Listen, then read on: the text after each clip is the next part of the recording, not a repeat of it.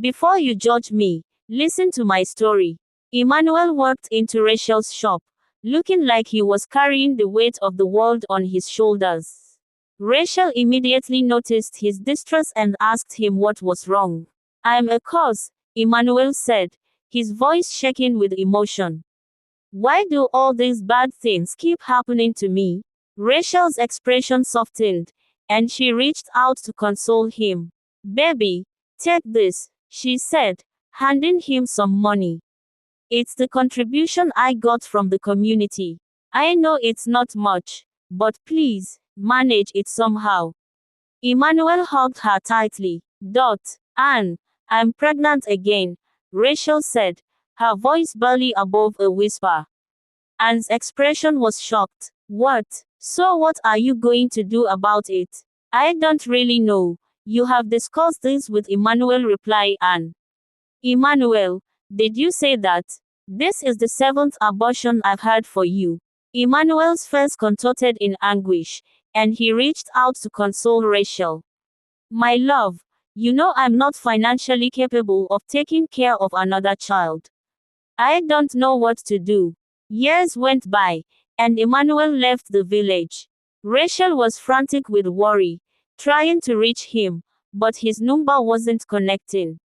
Anne advised Rachel to go to the city to look for him, and Rachel finally decided to take her advice. As Rachel arrived at the city, she knocked on a gate, and a gateman came to ask her who she was looking for. Emmanuel stared at Rachel, his eyes cold and distant. She tried to hug him, but he pushed her away, his hands firm on her shoulders. He dragged her around a corner, his voice low and urgent. "What are you doing here?" he demanded. Rachel's eyes welled up with tears as she looked up at him. "Emmanuel, I've been calling you, but your number hasn't been connecting. You never call or send a message. What's going on?" Emmanuel's expression didn't change. "This isn't the time to talk about this," he said brusquely. "Please, my wife-to-be will be back soon. You need to go." Rachel's eyes widened in shock. "Your wife?" she repeated, her voice trembling. "You're getting married?" Emmanuel nodded curtly. "Yes, I am. And you need to leave. Now." Rachel looked like she had been punched in the gut. "I don't have money," she said, her voice barely above a whisper. Emmanuel's expression softened slightly. "Then you'll need to act as a new maid," he said. "You can work for me and my wife-to-be. It's the only way you can stay." Rachel's eyes flashed with anger and hurt, but she seemed to be considering Emmanuel's offer. To be continued. Please don't forget to subscribe Winnie's Glam TV. Happy New Year! That night, Emmanuel introduced Rachel to a poor village girl who had come to work as a maid. Rachel was devastated. She wept bitterly, her heart shattered into a million pieces. "How could he do this to me?" she cried out in anguish. "After everything I've done for him, after all the sacrifices I've made, he's just going to replace me with someone else." Rachel had given up so much for Emmanuel. She had turned down other suitors, choosing to wait for him instead. And this was how he repaid her.